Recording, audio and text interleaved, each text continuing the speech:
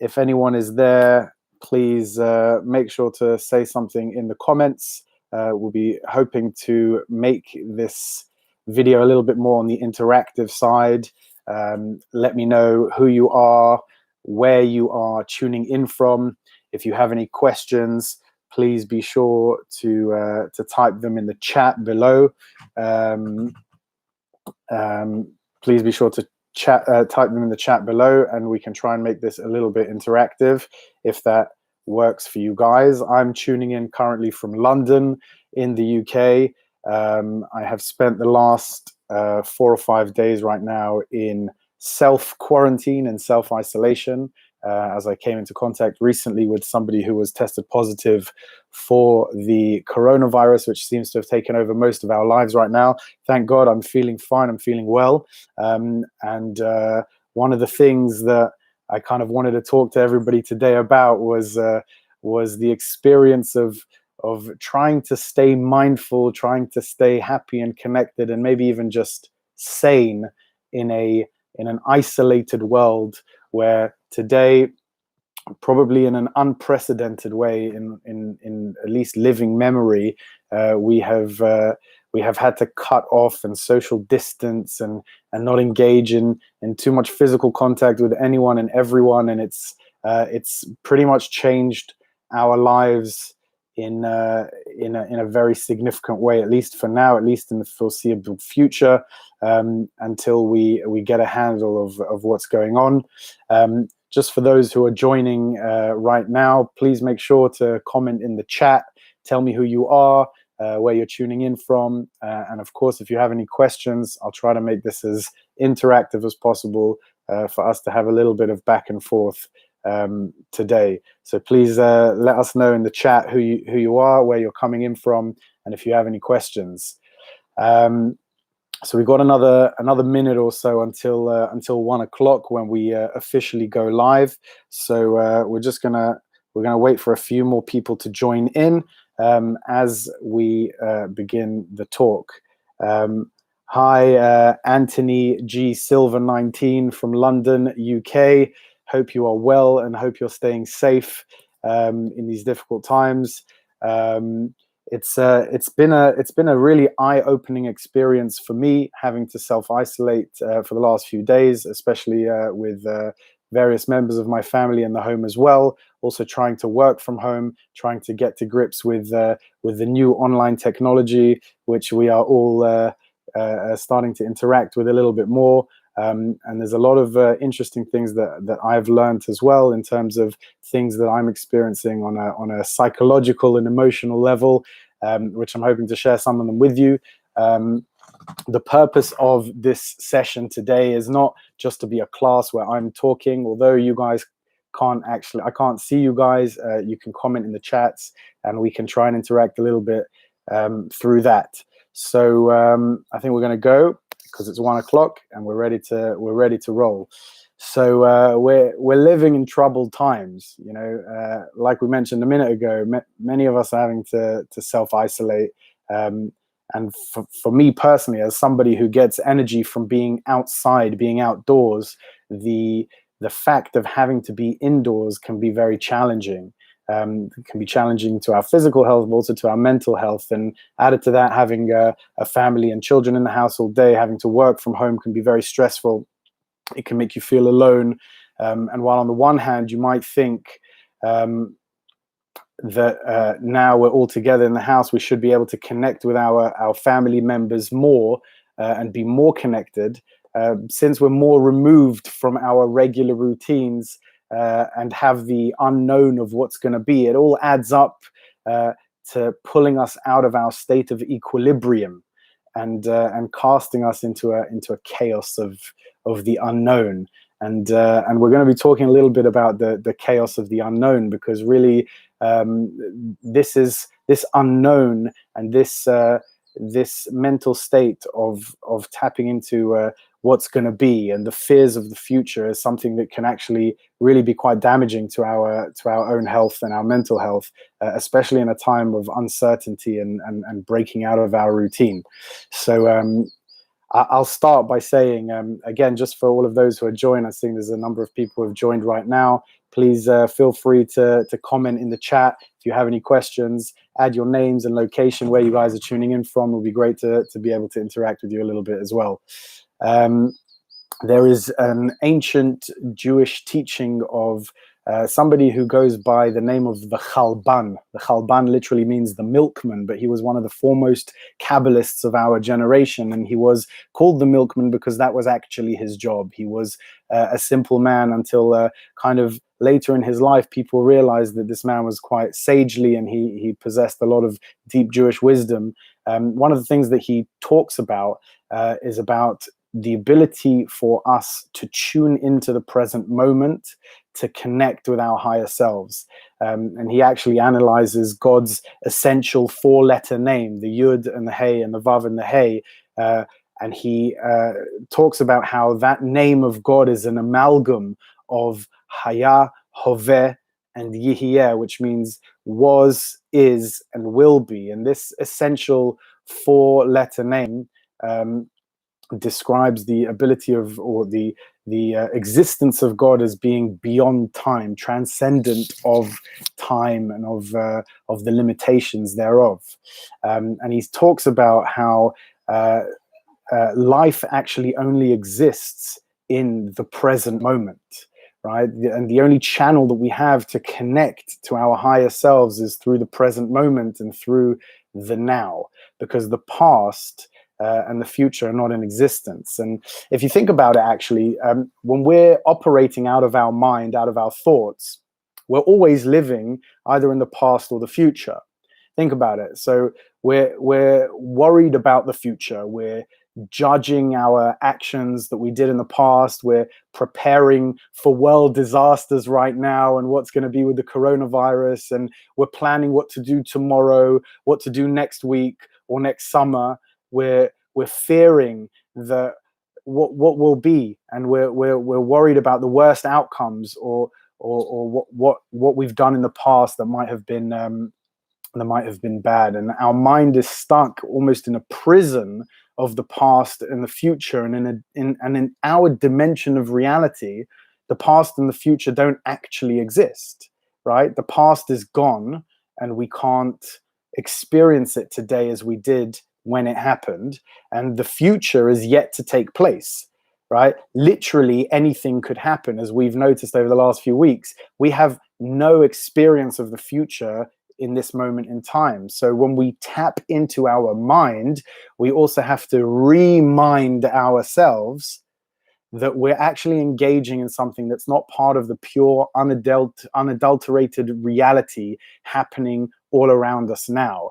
In contrast to our mind, I'll call it our mind with a capital M, we have our consciousness, right? Our conscious awareness, which is always tuned into the present moment.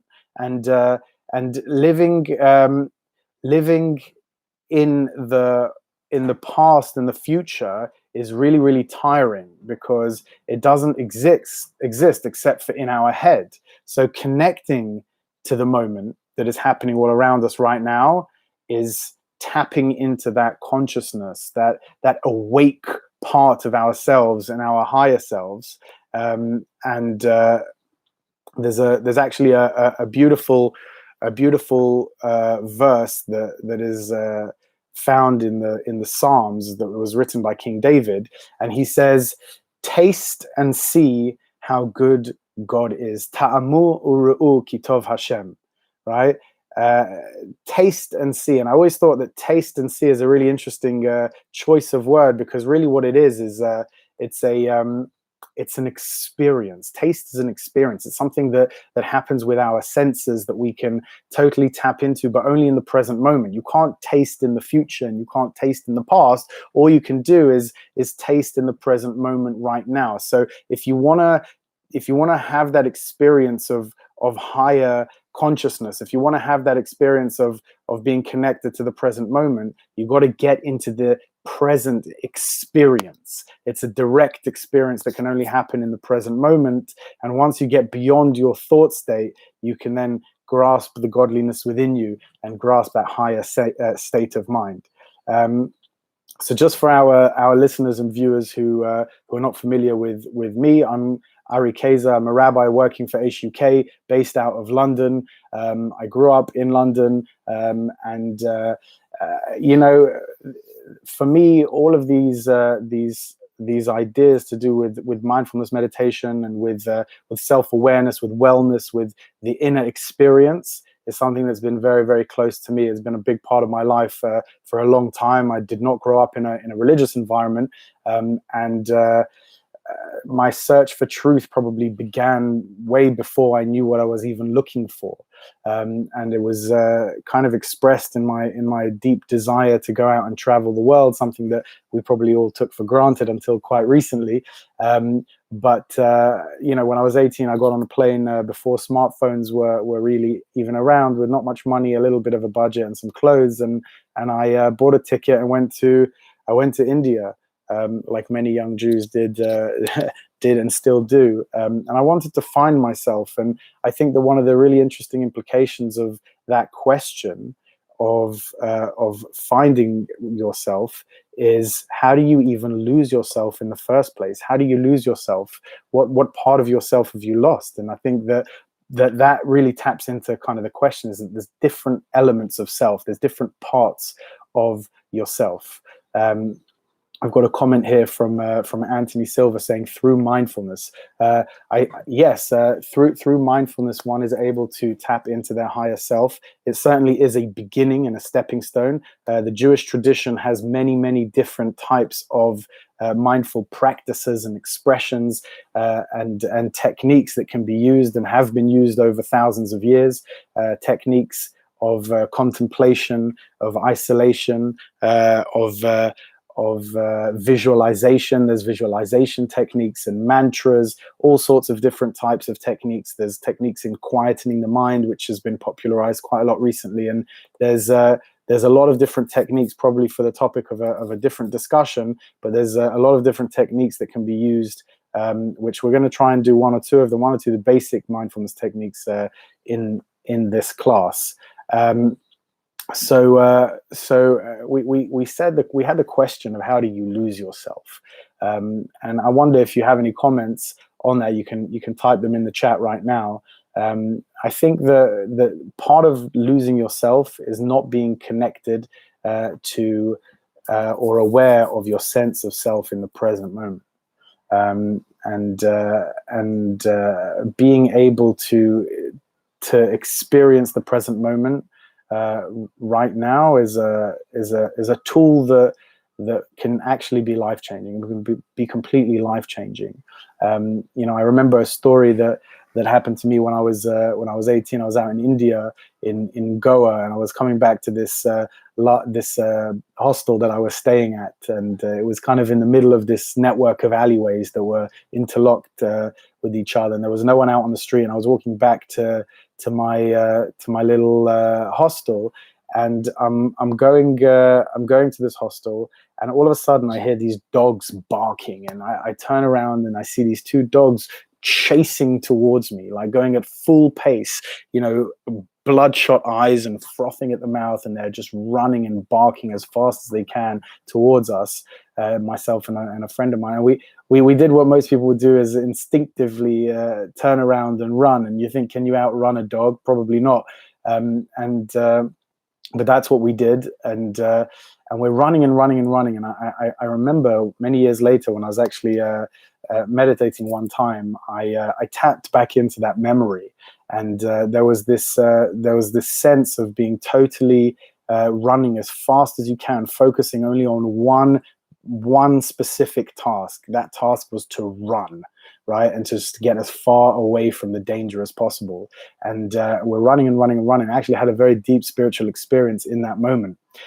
Thankfully, the end of the story was, as you can see, I'm still here, thank God. And the dogs actually ended up stopping at the end of the network of alleyways, and we ended up finding our way home. But one of the amazing things is that in that moment of fear and panic, when I was running, I was totally transported into a different dimension of consciousness. And what it made me realize is that you're running eyes closed. How often many of us are running eyes closed through the world, just in fear or panic of whatever it is that we're running away from, and we're totally unaware and unengaged from our surroundings. And sometimes that can be a negative thing, and sometimes it can actually, if we're doing it in a mindful way, it can be in a very, very positive sense, in a very positive way. There's a beautiful teaching of Rabbi Nachman of Breslov, and he says that when you want to see something that's right in front of you, you open your eyes. When you want to see something that is far away in the distance, in the horizon, you close your eyes a little bit and you squint. If you want to see something that is beyond the horizon entirely, you close your eyes entirely. And I think that that's a beautiful, beautiful teaching, because what it teaches us is that our ability to see, right, our vision or our conscious awareness is something that's far deeper and greater than what we can access right in front of us right now. So in the world of the current climate with coronavirus, and people are feeling isolated and feeling alone, and families are stuck at home together. For some, that might be a great thing. For some, it might be a bit more difficult and challenging. And people might be getting into each other's faces, and schools are closing down, and the country is following others. Right now in the UK, it looks like we're going to go into full or partial lockdown very soon. How do we adapt to the changes happening around us? How do we stay calm and level-headed in the challenging times? And how do we begin to engage our lives in a way when we've got so many changes and so many stresses happening at the same time? How do we reset ourselves to reach a sense of equilibrium and calm? So if you have any suggestions for that, put that in the comments right now, and I'll try and get to them as we go. So first of all, I think it's important to address why people, generally speaking, feel stressed. Let me ask you guys, do you ever lie in bed awake at night? Do you think about conversations or interactions that you've had, and plan out ways that you wish you would have responded better?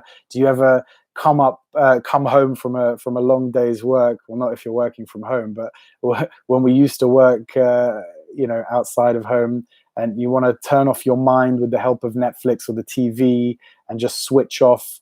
If you've ever had any of those experiences, it's often because we've been stressed by something, we've been overstimulated by something.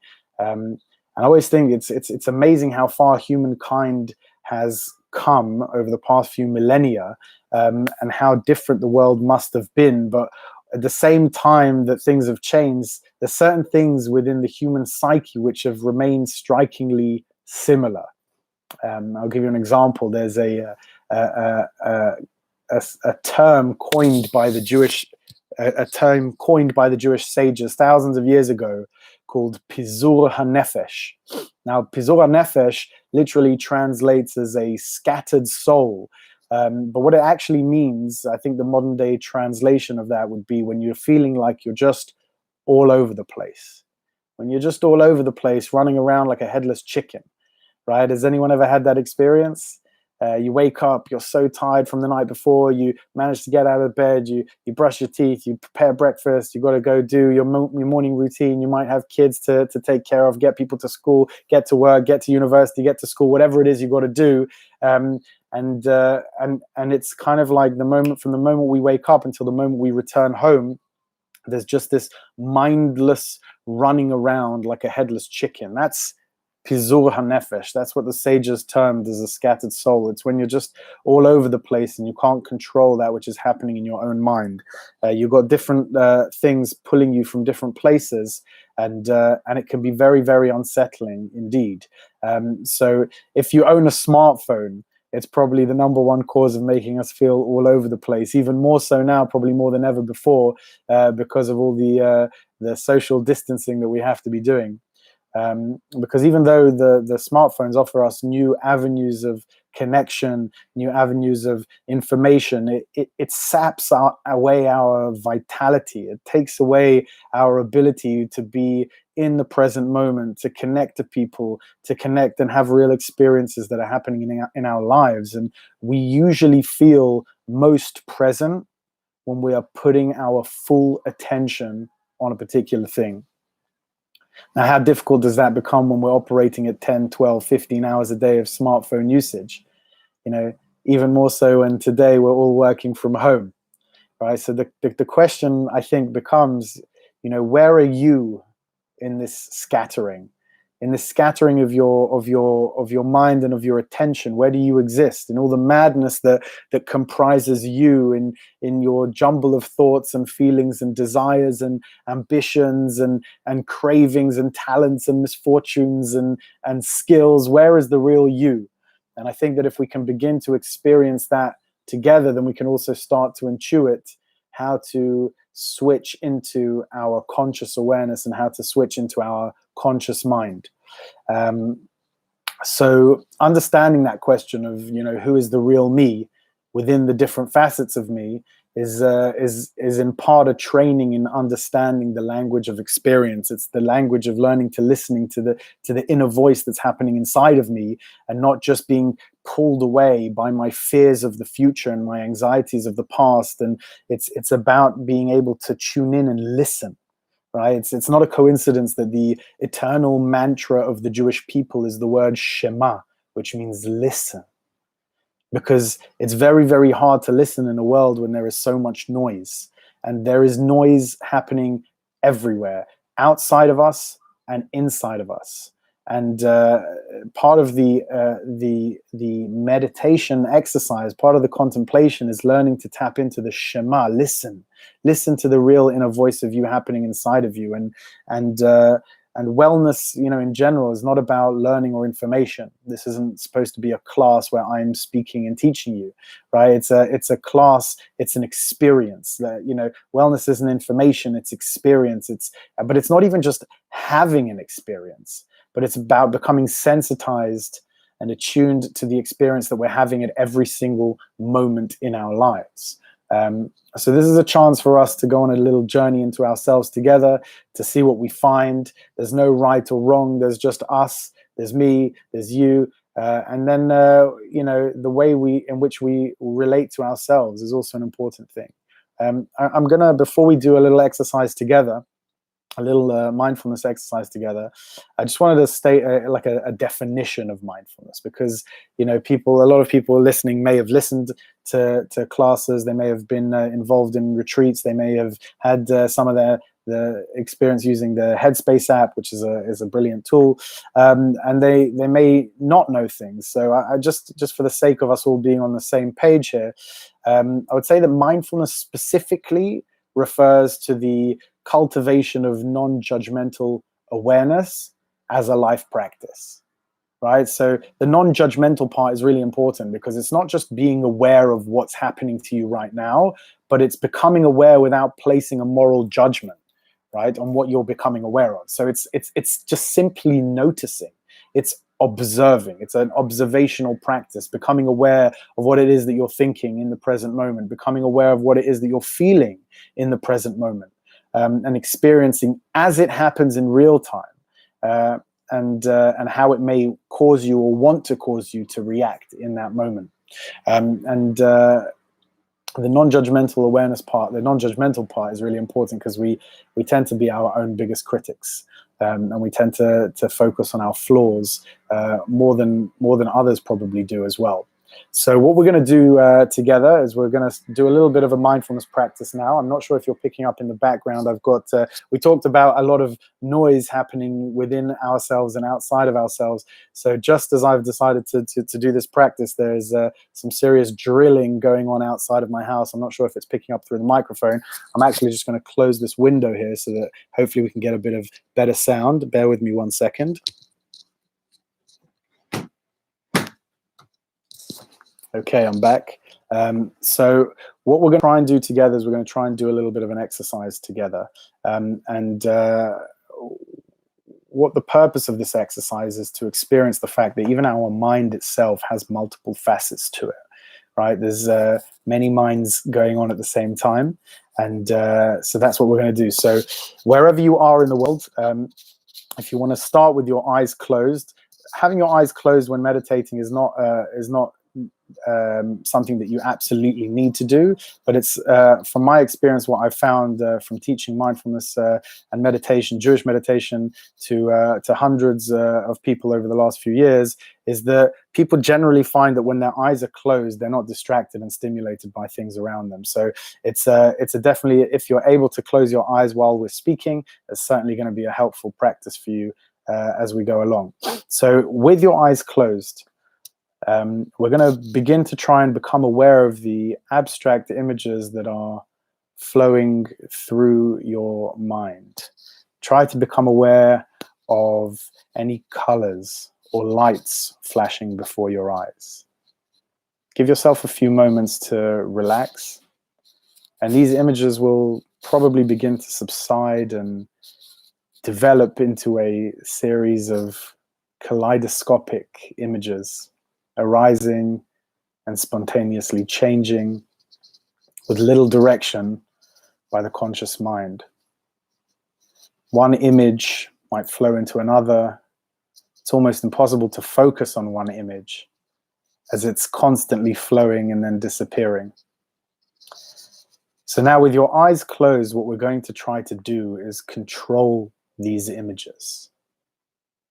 What I'm going to ask everybody who's listening right now to do is try to depict a tree in your mind's eye. You might find it difficult. You might find it easy. It doesn't even matter. That's not important. The point of the exercise is that we're trying to focus on a tree. So without thinking of anything else, we're going to spend about 60 seconds trying to do this. From now, I'm going to join you as well. So we're going to do this together for about 60 seconds right now.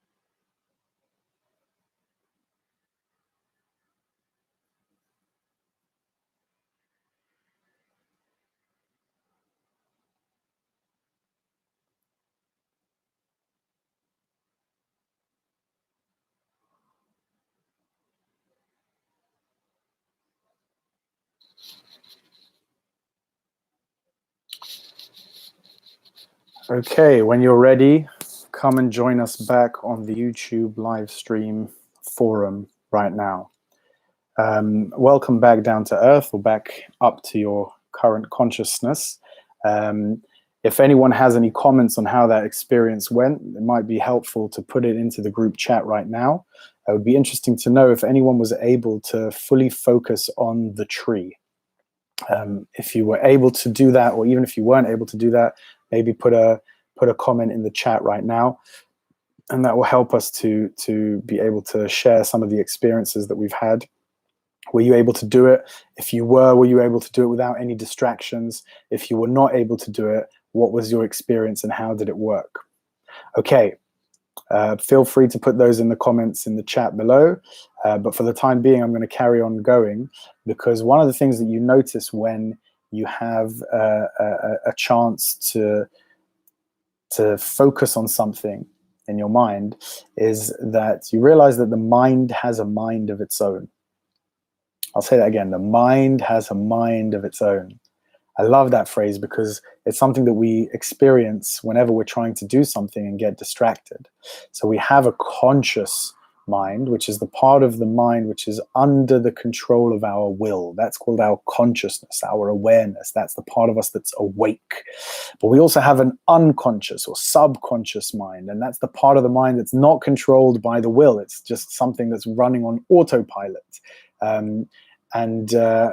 Understanding the fact that we have these two minds explains why why some of us find it very, very difficult to focus. It explains why some of us find it difficult to perform tasks, why we procrastinate. It explains many, many different things, because there are these different forces happening inside of our mind, and so on. But what's really interesting is that you'll find, and if you search through almost any meditative or contemplative practice or belief or technique, you'll find that almost all of them start with breathing, and they put a massive emphasis on the importance of breathing. And I think that understanding that we have two minds explains why so many disciplines use breathing exercises as a meditative technique. And what do I mean? Because breathing occurs automatically, and thus it's normally under the control of the subconscious mind. Your breathing is not something that you have to think about. You don't have to think to breathe. If you had to think to breathe, then you would pretty much not be able to do anything during the day, because you have to keep reminding yourself to breathe. So breathing happens automatically, and that's why it's under the control of the subconscious mind. Now, given the fact that it's under the control of the subconscious mind, it will also mirror your unconscious or subconscious mood, right? It's really interesting. That's why a lot of that's why breathing is one of the indicators in lie detector tests, because it's tapping into something that's automatic. It's tapping into your subconscious mind, and breathing therefore forms this link between the conscious mind and the subconscious mind. It's the link between the two, and learning to control one's breath can help us to learn how to control the unconscious or subconscious mind. In Judaism as well, there's a lot of reasons why breathing is such an important part of the meditative and contemplative practice. Because when God created mankind, when all of humankind was created, what does the verses say? It says that God breathed life into mankind, right? And that's usually understood to be the soul. In fact, the word for breath in Hebrew is neshima, which is the same Hebrew word. It's the same letters, the same root letters as the word neshama, which means the soul, right? So the word for the breath and the word for the soul are the same word, because when we tap into our breath, we can tap into our soul connection, because what it does is that it links our subconscious mind to our conscious awareness and can make us, in a moment, just feel awake, right? In fact, you see this in the story of the Exodus. In the story of the Exodus, in the book of Exodus, chapter 6, verse 9, when kind of Moses is telling the Jewish people in Egypt that he will redeem them, it says that they couldn't listen to him. The Jewish people, after being enslaved for 210 years, they couldn't listen to him, even though he said, "I am going to save you." They said they couldn't listen to him, mikotzer ruach v'avodah kasha, because they had, what's interesting about that verse is that Rashi, the main kind of medieval commentator, explains that what does it mean that they couldn't listen to him? Because they had a shortness of breath. They couldn't take deep breath, right? And the verse talks about how they were so run down by the slavery, they couldn't think. They were so distracted by all the tasks that they were being set by the Pharaoh that they couldn't think straight. And Rashi says that what that means is that they couldn't take a deep breath. And what you learn from that is that the slavery is synonymous with a shortness of breath. And now we talk about slavery as being physical slaves, to another ruling country. But the truth is, with Pesach coming up in the next few weeks, and how many people's Pesach might look very, very different, you start to think about what is slavery. In Jewish mystical tradition, Egypt doesn't just represent a geographical location on the world's map. It represents a state of mind, of constricted consciousness, of a lack of conscious awareness. And freedom represents an expanded consciousness, a state of being awake and alive and attuned to the present moment and the experiences that you're having right now. And what it means when the sages say that they couldn't breathe, the Jewish slaves, the Israelites, couldn't take deep breaths, it means that they couldn't tap in to their conscious awareness, right? I'm going to ask everybody who's listening right now to do the following, just to take one deep breath, just to take it in like this. Breathe it in. As far in as you can, breathe in, fill your lungs, feel your chest expanding, experience all the air going in and hold it. And then breathe it out. Even just taking one deep breath can change the way that we think up here. It can change our whole perception. It can change our mood in a way that is totally transformative, right? And in fact, you know, the Hebrew word for Egypt is Mitzrayim. Mitzrayim is the word for Egypt, and the sages tell us that the word is the same word as a constriction. Meitzar is a constriction. It's something that makes us feel limited and unable to feel like I can overcome the challenges in front of me, right? And the freedom from Mitzrayim represents, on a spiritual plane, not just a leaving of the land of Egypt, of ancient Egypt. It represents a breaking free of my own mental limitations. It means breaking free of my own inner slavery, my addictions, my depressions, my lack of confidence, my lack of belief in myself. The freedom from Egypt, so to speak, in a spiritual sense, is a representation of our breaking through the limitations of our own self. So, you know, this class is kind of entitled "Staying Mindful in an Isolated World." You know, when we're feeling isolated, when we're feeling stressed, when we're feeling that we have had so many changes to our lives, and who knows what the world's going to be, breathing exercises can be so important. It can be so practical and so easy. Right? It can be done when you're doing other things, although it's much easier to take a moment, you know, even if it's 30 seconds, just to take 30 seconds out of your day and say, I'm going to step outside for a moment. Right? We're stuck indoors, so many of us. You can go out into the garden, into the balcony. If you don't have a garden or a balcony, open a window, stick your head outside the window just for a moment, just to feel the fresh air, right? And take some deep breaths. Very, very easy to do. You can do 10 deep breaths, and you breathe in through the nose as deeply as you can. Fill all of your lungs until you can't fill them anymore. Hold it there for 2 or 3 moments, and then breathe out slowly as far as you can. Feel all of your lungs emptying out. And what you could do when you're doing that is become consciously aware of the experience that you're happening. Feel the air going in through your nostrils. Feel your lungs expanding. Become attuned and tap into all those things that are happening inside of you at that moment. And that will be a really depressurizing experience. It lets all the pressure out. And it can be very, very, very helpful for removing some of that stress that a lot of us might be experiencing right now. I want to touch on one other thing before we finish in about 10 minutes time. And what that is again, with all the craziness that seems to be going on in the world at the moment, we're thinking a lot about the struggles that we have, but we also have to put our minds to the struggles that other people have. You know, and I'd like to share with you an empathy meditation, which I really, really love. You know, it was taught to me a number of years ago in a conference that I went to by the head of Google's mindfulness department, which very beautifully is named Search Inside Yourself, right?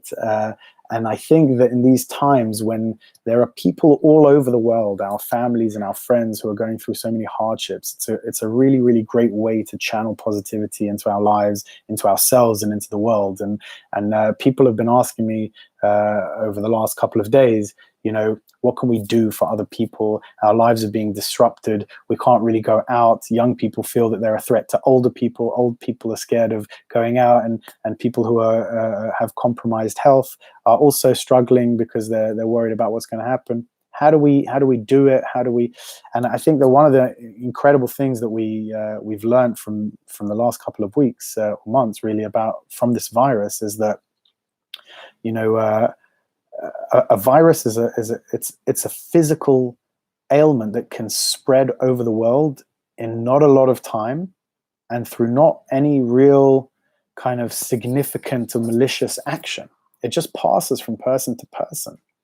One tiny little sneeze on the other side of the world can cause a pandemic pretty much all over the whole world.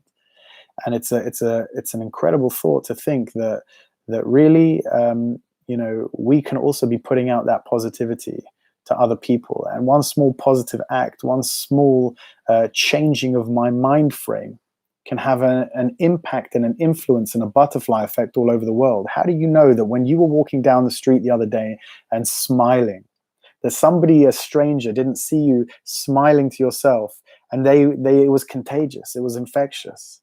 Infectious positivity is something that we can begin to help to spread across the world in order to combat the infectious negativity that's happening all around us. And I think that the way that we begin to do that is by stepping out of our own paradigm and starting to think about other people. And so there's this beautiful meditation that I'd like to share with you guys. It's an empathy meditation. So again, what we're going to do, I'm going to have my eyes open while I'm doing this to you, because I'm going to be guiding it for you. But really, if you're listening wherever you are in the world, take a moment to close your eyes. What we're going to do is taking a deep breath just to get ourselves into the right state. And we're going to take a deep breath in now through the nose, all the way in. Fill your lungs as far as you can. Hold it there for 1 moment. And breathe out.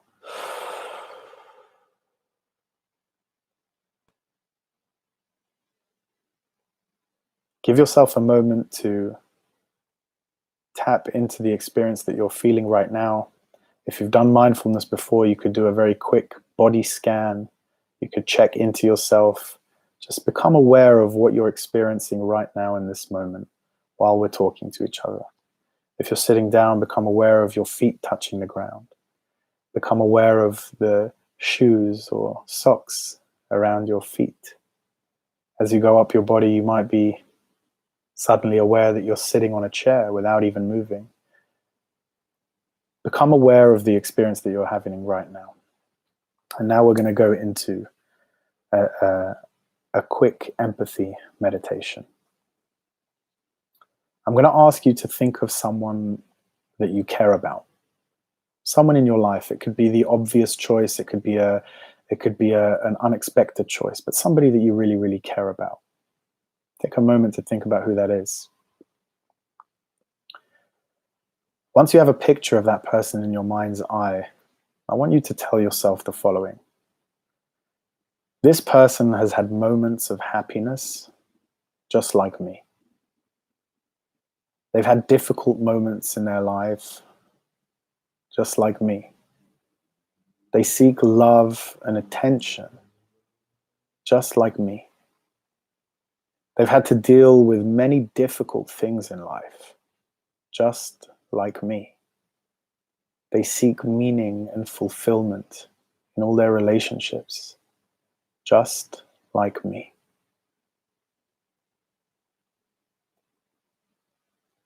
Now I'm going to ask you to think about someone that you don't know very well. An acquaintance. Might be somebody that you met at work. It might be a friend of a friend. It might be the person in the local Tesco, or somebody in a different circle of friends. So once you've got that person, once you have a picture of that person in your mind's eye, we're going to tell ourselves, this person has had moments of happiness just like me. They've had difficult moments in life just like me. They seek love and attention just like me. They've had to deal with many, many difficult things in their life just like me. They seek meaning and fulfillment in all their relationships just like me.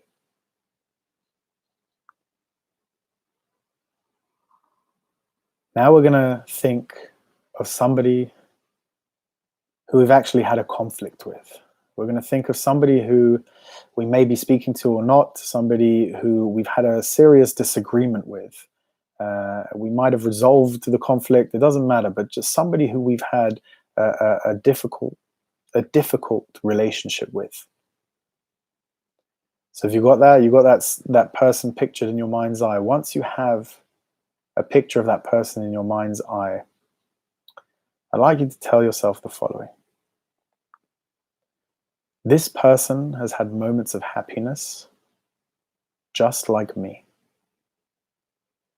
They've had difficult moments in their life just like me. They seek love and attention just like me.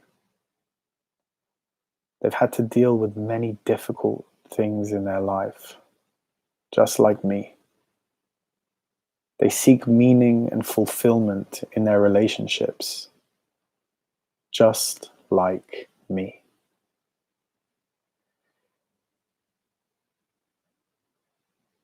Whenever you're ready, take a deep breath in, all the way in. Hold it there when your lungs are full, and breathe out. Welcome back to the world after that last meditation together. On that note, what I'm going to do is I'm going to stay on the line just for a couple of minutes to answer any questions that you might have in the comment section below. I think that we've discussed a couple of tools together today. We did 3 practical, 2.5 practical exercises together. We did an experiencing our 2 minds. We did where we tried to focus on a tree. We experienced the fact firsthand that the mind has a mind of its own. We talked about the importance of breathing and potentially doing deep breathing exercises to help to re-engage our conscious and subconscious mind, and that the breathing forms the link between these two, and how, from a Jewish perspective, that deep breaths and our ability to connect to our conscious awareness is something that is associated with freedom from slavery in regards to the ancient biblical nation of Egypt, and how on a spiritual level what that means is our breaking through our own limitations. And we ended off with an empathy meditation specifically for the world right now, so that we could put up good vibes, so that we could start to believe and think about other people in a way that is putting out positivity and positive energies into the world right now when we need it more than ever. I encourage you to do these empathy meditations whenever you have a chance, especially if you're having conflicts. It can be a really, really beautiful thing to experience together. And on that note, we're going to end the live stream. If you have any thoughts or comments, please don't forget to put them in the comments below. Also, don't forget to check out Aish UK is putting out live streams on YouTube Live every day for the foreseeable future now at 1 p.m. and at 8 p.m. GMT London time. And as well as that, check out our other content on YouTube, on Facebook, on Instagram, on the Aish UK website, www.aish.org.uk. We have 3 new online courses which we have recently put out. One course on Jewish philosophy with Rabbi Daniel Rowe, the CEO of Aish UK. One course on Jewish history's great debates with Rabbi Eli Birnbaum and Rebbetzin Shalvi Friedman, which is excellent viewing, and one fantastic course on practical spirituality by Rabbi Dov Ber Cohen of Aish Jerusalem, Aish Global. All of these courses are free for students in the UK right now, and as of today, hopefully we are going to be offering these at the reduced price. Usually the full price for the course is £49. We're going to be offering them for £9.99 for the next couple of months to help people access Jewish learning online, and it's highly recommended that you guys do that. And it was lovely chatting to everybody today, and hope to see you all soon.